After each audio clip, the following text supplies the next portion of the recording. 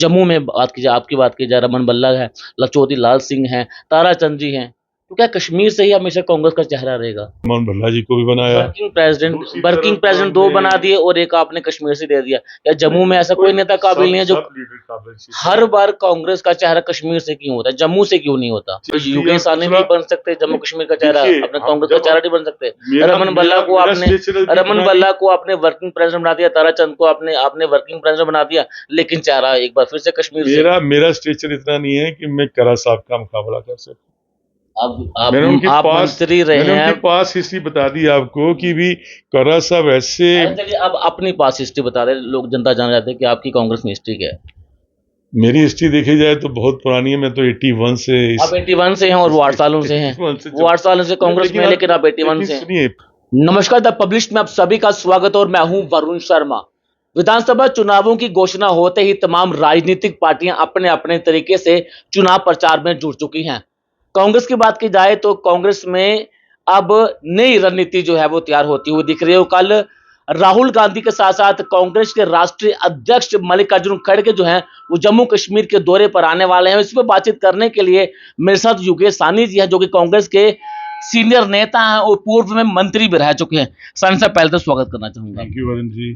सानी साहब, कल कांग्रेस की बात की जाए तो कांग्रेस के बड़े नेता राहुल गांधी और कांग्रेस के राष्ट्रीय अध्यक्ष मल्लिकार्जुन खड़गे जम्मू कश्मीर का दौरा करने वाले हैं। अब क्या रणनीति जो है वो तैयार की जाएगी, क्योंकि अब आपको नए नवेले जम्मू कश्मीर के चीफ भी मिल चुके हैं, तो क्या रणनीति तैयार करने वाले हैं आपकी विधानसभा चुनावों में आपकी सरकार बने?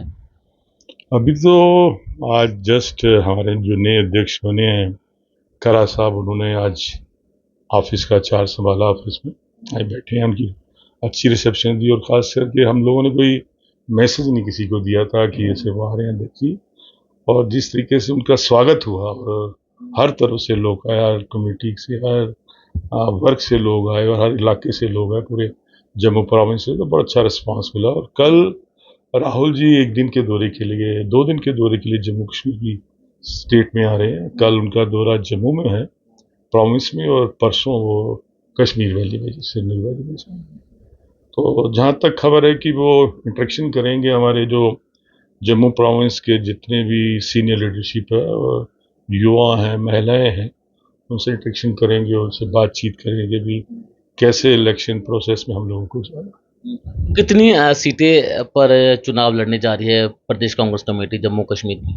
हम तो जितनी 90 की 90 सीटें उस पर चुनाव लड़ेंगे, और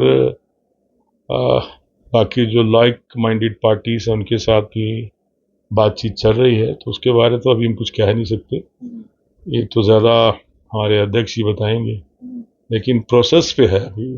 सुनने में ये भी आ रहा है कि एक अलायंस भी बन सकता है कांग्रेस का नेशनल कॉन्फ्रेंस के साथ, और उसको लेकर कश्मीर में फारूक अब्दुल्ला के साथ भी बैठक हो सकती है। तो क्या अलायंस के साथ चुनाव लड़ा जाएगा या फिर बाद में चर्चा की जाएगी किस पार्टी के साथ अलायंस करना है?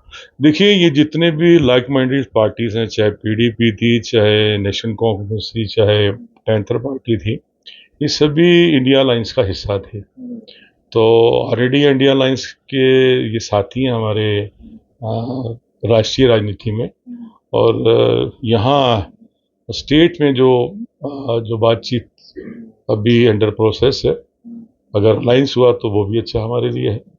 और हम तो यही चाहते हैं कि जितनी भी लाइक माइंडेड पार्टीज हैं, जो सेक्युलर फोर्सेस जो हैं, वो एकजुट होकर चुनाव लड़ें, और जो फिक्राप्रस्त जो पार्टियां उनको करारा जवाब दिया जाए, जिन्होंने खास करके जम्मू कश्मीर में और जम्मू के लोगों के साथ जो धोखा किया, उनको जवाब मिलना चाहिए। फारूक अब्दुल्ला ने कहा कि हम किसी भी पार्टी के साथ अलायंस नहीं करेंगे, हम अपने दम पर चुनाव लड़ेंगे। ये उनके अपने विचार हैं, तो मैंने भी कहा ना कि हम भी तो 90 सीटों पर लड़ना चाहते हैं। अब देखें आगे आगे क्या होता है। ज्यादा जोर कहाँ लगाएंगे, जम्मू में या कश्मीर में? क्योंकि कश्मीर में कांग्रेस जो है वो बैकफुट पे नजर आ रही है। वाहिद कांग्रेस पार्टी है आज से काफी सालों से जो तीनों खित्तों में थी, जो एक खिता हमसे अलग कर दिया, लद्दाख को, और आज की डेट में हमारी पैठ जो है, हमारे कार्यकर्ता हैं जो कश्मीर वैली के अंदर भी हैं और जम्मू वैली के अंदर भी हैं, और बाकी कुछ पार्टियां ऐसी हैं जिनका वजूद या तो वैली में ही रहेगा और जम्मू खित्ते में कम होगा, लेकिन कांग्रेस का जो कार्यकर्ता और कांग्रेस के लोग जो हैं हर जिला और हर कॉन्स्टिट्यूंसी के विधानसभा चुनावों से ठीक पहले कांग्रेस अध्यक्ष को चेंज करना और तारिक अहमद करा को अध्यक्ष बनाना, क्या पार्टी में कुछ नाराजगी चल रही थी अरवानी साहब के साथ जब करगे को यहाँ पर लाया गया? नहीं, ऐसी कोई बात नहीं थी। बेसिकली विकास साहब भी युवा चेहरा थे और कम से कम 2 साल से वो अध्यक्ष थे। ऐसा क्या हो गया कि चुनावों से पहले उन्हें बदल दिया गया? उन्हें पार्टी ने कुछ सोच समझ के फैसला किया है और उन्हें लगता है कि भी शायद करा साहब जो एक जाने पहचाने चेहरे हैं और वैली में एक सूख रखते हैं लेकिन उनके। मात्र अभी 6 से 7 साल ही हुए हैं कांग्रेस ज्वाइन किए। वो पीपल डेमोक्रेटिक पार्टी में थे। 2016 में उन्होंने कांग्रेस का दामन थामा और 8 सालों में आपने उनको अध्यक्ष बना दिया। बड़े सारे चेहरे हैं जिन्होंने 25-25 साल 30-30 साल दिए हैं कांग्रेस में। जम्मू में बात की जाए, आपकी बात की जाए, रमन बल्ला है, लखचौधरी लाल सिंह हैं, ताराचंद जी हैं। तो क्या कश्मीर से ही हमेशा कांग्रेस का चेहरा रहेगा? लेकिन अभी शायद आपको उनकी पास्ट हिस्ट्री के बारे में मालूम नहीं।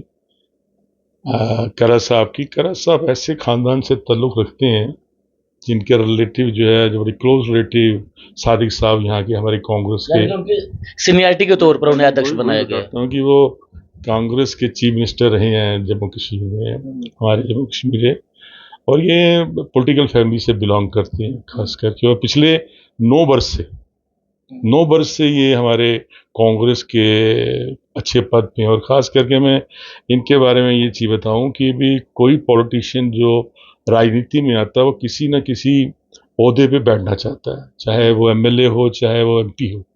लेकिन ये वाहिद आदमी थे, जब ये पीडीपी के मेंबर पार्लियामेंट थे तो इन्होंने मेंबर पार्लियामेंट की कुर्सी से त्याग पत्र दे दिया था। उसका कारण एक था कि उन्हें महबूबा मुफ्ती को ये कहा था कि जिन फोर्सेस के साथ आप लोग कंप्रोमाइज करके सरकार बना रहे हो, यही किसी टाइम पे आपको धोखा देंगे और ये जम्मू कश्मीर की पीठ में छुरा घोंपेंगे। इस वजह से उन्होंने कहा कि हमारी सोच जो है सेकुलर सोच थी। और मुफ्ती साहब ने आपसे सवाल कुछ और किया। मुफ्ती साहब ने एक सेकुलर सोच की ये पार्टी बनाई थी। इसलिए करा साहब ने पिछले 9 वर्ष से पार्टी में, और सबसे बड़ी जो हमारी कांग्रेस पार्टी का जो डिसीजन मेकिंग बॉडी होती है CWC, कांग्रेस वर्किंग कमेटी के मेंबर थे। इसलिए उन्होंने हमारी लीडरशिप ने सोचा कि शायद इनके नेतृत्व में हम अच्छा चुनाव तो जम्मू का कोई लीडर काबिल नहीं है? आप देखिए कि जम्मू से क्यों नहीं बनाता? देखिए, जम्मू में वर्किंग प्रेसिडेंट रमन भल्ला जी को भी बनाया। वर्किंग प्रेसिडेंट 2 बना दिए और एक आपने कश्मीर से दे दिया। क्या जम्मू में ऐसा कोई नेता काबिल नहीं है जो हर बार कांग्रेस का चेहरा कश्मीर से क्यों होता है, जम्मू से क्यों नहीं होता? चेहरे की आप देखें तो जब 2002 का चुनाव लड़ा तो हम जम्मू के चेहरे पे चुनाव लड़ा। गुलाम नबी आजाद जी हमारा चेहरा थे, PCC प्रेसिडेंट थे। वो तो अलविदा कह गए। वो बाद में गए ना, लेकिन पहले चेहरा कौन था कांग्रेस का? वो गुलाम नबी आजाद ही चेहरा था। नेशनल लीडर थे वो तो, उन्होंने तो एक नया मुकाम हासिल किया। तो जम्मू से बिलोंग करते थे और हमारी पार्टी सेकुलरिज्म पे विश्वास रखती है। योगेश आने नहीं बन सकते जम्मू कश्मीर का चेहरा, अपने कांग्रेस का चेहरा नहीं बन सकते। रमन बल्ला को आपने वर्किंग प्रेसिडेंट बना दिया, ताराचंद को आपने वर्किंग प्रेसिडेंट बना दिया, लेकिन चेहरा एक बार फिर से कश्मीर से। मेरा स्टेचर इतना नहीं है कि मैं करा साहब का मुकाबला कर सकूं। मैंने उनकी पास हिस्ट्री बता दी आपको कि भी करा साहब ऐसे। अब अपनी पास हिस्ट्री बता रहे, लोग जनता जान जाते हैं कि आपकी कांग्रेस में हिस्ट्री क्या है। मेरी हिस्ट्री देखी जाए तो बहुत पुरानी है। मैं तो 81 से आप 81 से हैं और वो 8 सालों से हैं। वो 8 सालों से कांग्रेस में, लेकिन आप 81 से। सुनिए, पहले जो थे वो कांग्रेस से ही ताल्लुक रखते थे, फिर उन्होंने पार्टी बनाई जो हमारी रीजनल पार्टी बनाई। तो ऐसी कोई बात नहीं। हम लोग अब तो 3 खित्ते हैं, पहले तो हम कहते तीनों खित्तों को एक निगाह से देखते हैं। आज की डेट में डिफेंड कर रहे हैं आप डिफेंड कर रहे हैं शायद अपने आप। नहीं, ऐसी कोई बात नहीं। भी आपको बोलना चाहिए कि मैं भी उसमें उन्होंने अच्छी क्वालिटी देखी हो हम जैसे लीडरों से, तो जिसकी वजह से वो आज इस ओहदे पर। और हमें उम्मीद है जम्मू के नेताओं में काबिल नहीं है कि जम्मू के नेता काबिल नहीं है। 2 वर्किंग प्रेसिडेंट बनाए और तीनों के साथ मिलकर ये चुनाव लड़ेंगे और जीत के आगे आएंगे और सरकार बनाएंगे। कितनी सीटें जीतने का दावा करते हैं आप? हम सरकार बनाएंगे, इतना हम कह सकते हैं। भाजपा की तरह ये नहीं कहते कि भी आज इसकी बार 400 पार, इसकी बार 50 के पार। हम सरकार बनाएंगे, इतना कहते हैं। क्योंकि हम चाहते हैं कि मुख्यमंत्री कांग्रेस का होगा।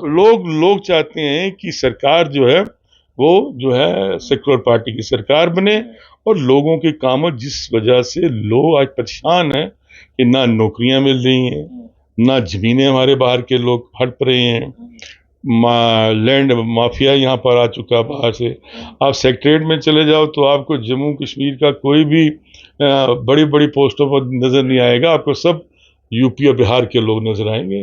और हम चाहते हैं कि हमारे लोगों को पूरी नुमाइंदगी मिले और हमारे लोग आए। कितने सीटें जीतने का दावा कर मैंने वही कहा ना कि हम सरकार बनाएंगे, हम भाजपा की तरह ये नहीं कह रहे कि हम इतनी लाएंगे। सीटें का कोई हमारे पर महत्व रखता है कि लोग चुनकर हमें ले जाए। जैसे दाम पे बनाएंगे या अलायंस करके बनाएंगे, वो आने वाला वक्त बताएगा।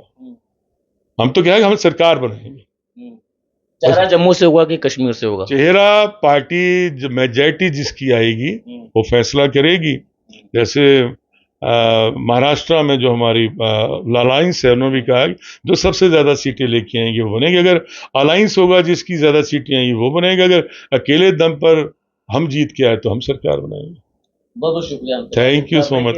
तो कल का दिन कांग्रेस के लिए काफी ज्यादा महत्वपूर्ण होने जा रहा है, क्योंकि राहुल गांधी और मल्लिकार्जुन खड़गे जो कि नेशनल लीडर हैं जम्मू कश्मीर यहाँ पर पहुंचेंगे और कल एक अहम बैठक अभी जो है वो यहाँ पर की जाएगी। उसके बाद ही तय होगा कि जम्मू कश्मीर में चेहरा कौन होगा और उसके साथ साथ कौन से ऐसे नेता हैं जो विधानसभा चुनावों में जीत हासिल करेंगे। नमस्कार।